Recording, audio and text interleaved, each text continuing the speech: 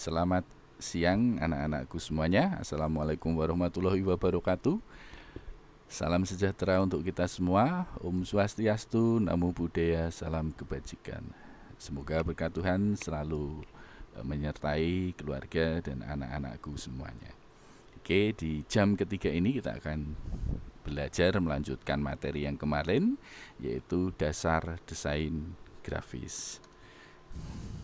Di sini akan saya perlihatkan beberapa contoh-contoh dari hasil sebuah desain grafis yang mungkin anak-anakku semuanya sudah pernah melihat dan mungkin juga sudah pernah pegang dan mungkin juga sudah pernah membuat. Nah, ini adalah salah satu contohnya juga. Di sini ada tulisan-tulisan, kemudian ada elemen-elemennya yang lain, ada kotak dan lain sebagainya. Kita lihat selanjutnya. Nah, ini juga, ini hasil sebuah karya desain grafis. Ini kalau mungkin anak-anakku pernah mendengar grup musik namanya The Beatles ya, ini adalah personnya adalah ini ya, jadi ada 4. Nah, anak-anakku nanti bisa juga membuat desain seperti ini dengan wajah anak-anakku sendiri ya, nanti bisa membuat desain ya seperti dalam contoh ini. Kemudian yang ketiga di sini ada lagi desain grafis, ini hanya tulisan saja. Jadi biasanya di kaos, untuk kaos ya, desain kaos. Nah, itu biasanya cuman desainnya adalah seperti ini. Kemudian kita lihat lagi. Nah, ini adalah baliho ya. Baliho itu biasanya dipasang di pinggir-pinggir jalan itu, yang besar-besar itu, dan pasti anak-anakku semuanya sudah pernah melihatnya. Ya, bahkan baliho kita SMK Kristen 5 Klaten itu ada di perempatan Tegalyoso itu ya. Nah, itu adalah baliho. Nah, ini juga baliho namanya ya. Kemudian yang selanjutnya spanduk. Nah, mungkin anak-anakku sudah tidak asing lagi dengan yang namanya spanduk. Kalau dulu membuat spanduk itu harus disablon ya, jadi tidak full color seperti sekarang. Tapi kalau sekarang sudah full color. Kalau itu makanan biasanya juga dalam bentuk foto-foto ya, bukan lagi sablonan seperti dulu. Nah, ini ada 2 contoh spanduk. Nah, spanduk ini biasanya dipakai dipasang di pinggir-pinggir jalan itu ya, untuk media promosi. Kemudian selanjutnya, nah ini desain t-shirt ya, t-shirt atau kaos. Nah, ini kalau anak-anakku suka membuat kaos, mendesain, nah ini bisa. Nanti kita akan belajar untuk membuat ini. Ya, model-modelnya sangat banyak ya, nanti bisa untuk dipelajari. Nah, ini ada gambar juga ya, gambar foto, kemudian dibuat pewarnaannya dirubah ya dengan beberapa tekstur yang berbeda. Nah, ini juga nanti kalian juga mempelajari ini. Nah, kalau ini adalah manipulasi image atau foto atau gambar ya. Nah, ini juga nanti kita akan pelajari ya, nanti untuk manipulasi image kemungkinan aplikasinya nanti kita akan menggunakan Adobe ya, Adobe Photoshop. Nah, nanti silakan adik-adik anak-anakku bisa berkarya ya, berimajinasi sendiri. Nah, ini juga menggunakan Photoshop ya, nanti silakan, mungkin anak-anakku nanti juga bisa berkreasi ya. Yang jelas seorang desainer harus kreatif dan harus inovatif, jadi harus mempunyai ide-ide lah ya. Oke. Nah, ini juga dari Photoshop ya, nanti diharapkan juga anak-anakku bisa membuat hal-hal seperti ini. Nah, sekarang saya akan mau menceritakan kalau seandainya nanti anak-anakku pengen menjadi seorang desainer ya, tugasnya apa saja. Nah, ini tugas desainer grafis. Yang pertama adalah mendesain atau membuat grafis untuk memenuhi kebutuhan komersial atau promosi khusus seperti kemasan, display, logo, atau iklan. Jadi ini nanti tugasnya adalah seperti itu. Jadi membuat kemasan. Nah, kalau kemasan biasanya di sini ada lomba juga. Ya, lomba untuk desain grafis untuk membuat kemasan produk. Ya, kemasan itu adalah bungkus, ya, bungkus untuk sebuah produk. Yang kedua adalah menggunakan berbagai aplikasi software dan media untuk mencapai efek artistik atau dekoratif.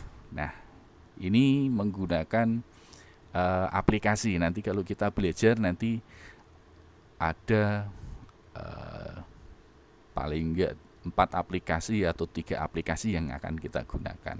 Yang pertama nanti kita bisa menggunakan Corel Draw, ya. Kemudian yang kedua Adobe Photoshop. Nanti Corel Draw itu untuk membuat gambar, mendesain. Kemudian kalau Adobe Photoshop nanti untuk manipulasi image, jadi merubah-rubah gambar.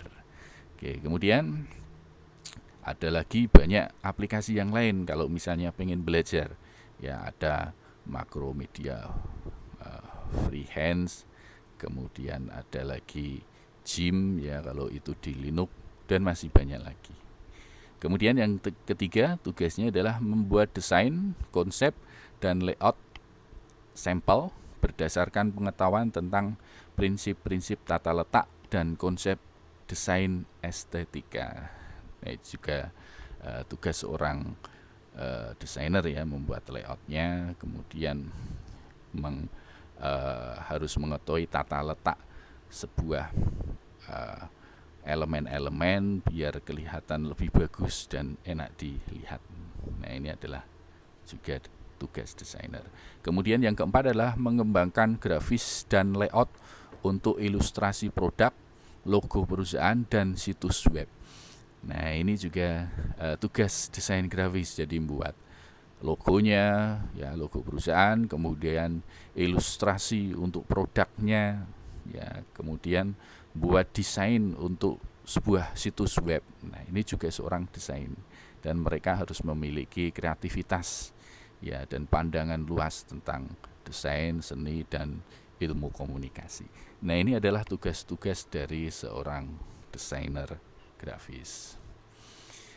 Kemudian pengetahuan apa yang harus dimiliki oleh seorang desainer. Nah, ini ada 5 pengetahuan yang minimal 5 pengetahuan yang harus dikuasai. Yang pertama adalah komunikasi dan media.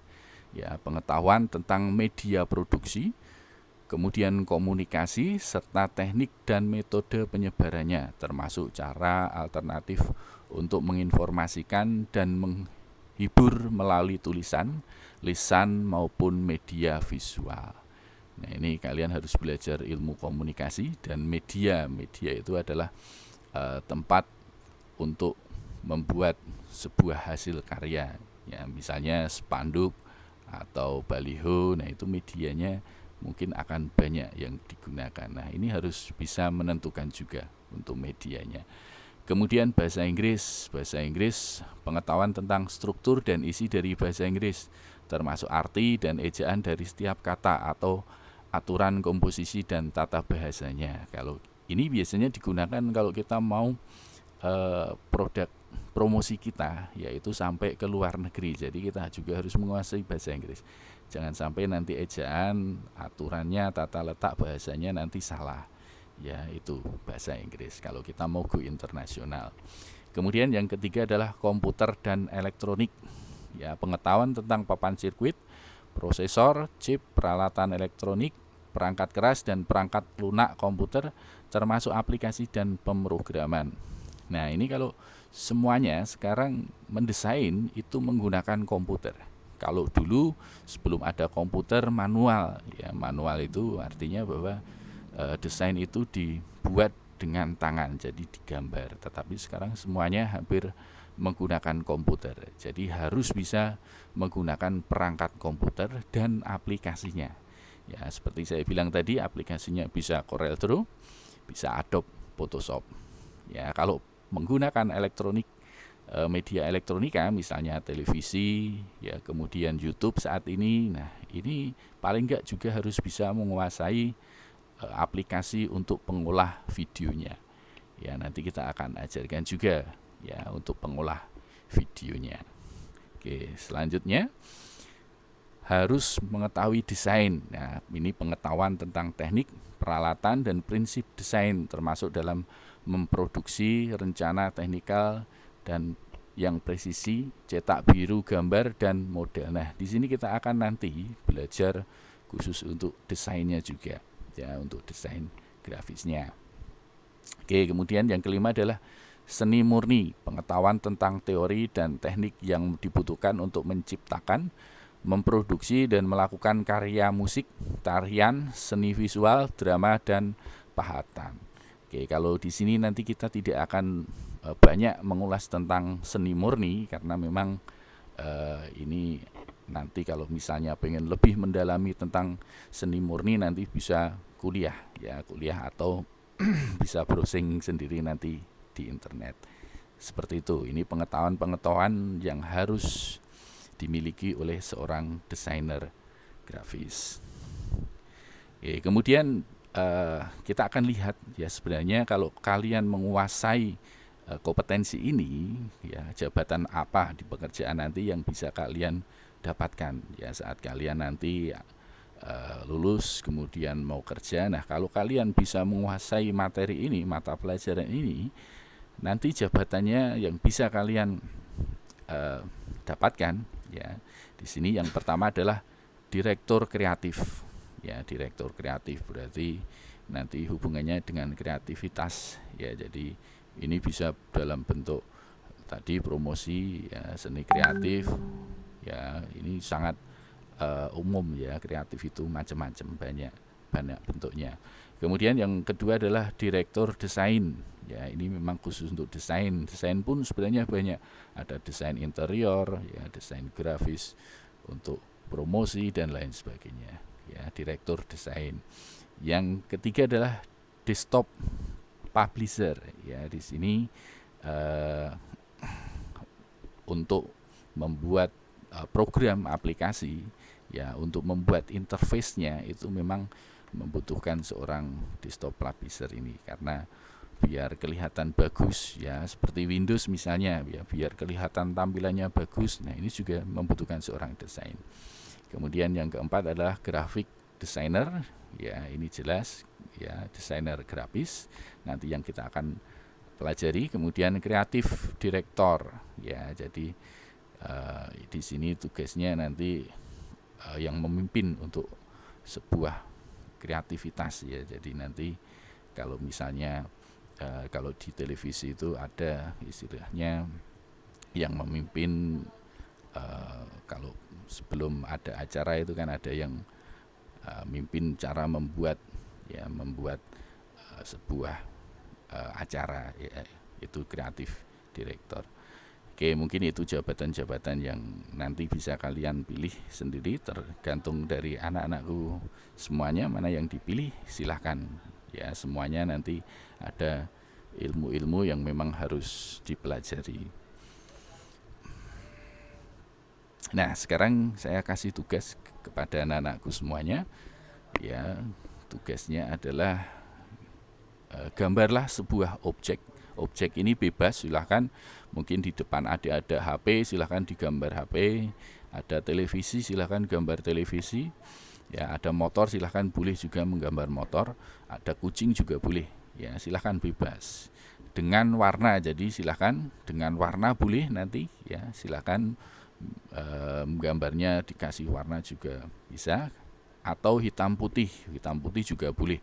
Menggunakan pensil, menggunakan krayon, menggunakan bolpen juga terserah ya, bebas. Kemudian nanti silahkan kalau sudah digambar, sudah selesai, hasilnya silahkan difoto, kemudian kirimkan via WA ke saya ya, Japri ya, bukan di grup ya. Nanti silahkan kirimkan ke saya, ke Japri saja ya. Waktunya nanti saya tunggu sampai dengan pukul 13 ya. Pukul 13 itu berarti jam 1. Jadi nanti silahkan sebelum jam 1 nanti silahkan dikumpulkan. Nah, itu dari saya. Kalau mungkin nanti ada pertanyaan, silahkan nanti langsung japri ke saya ya, atau bisa juga ke grup kita ya. Nanti saya akan buka nanti di grup kita, nanti bisa tanya di sana. Seperti itu. Oke.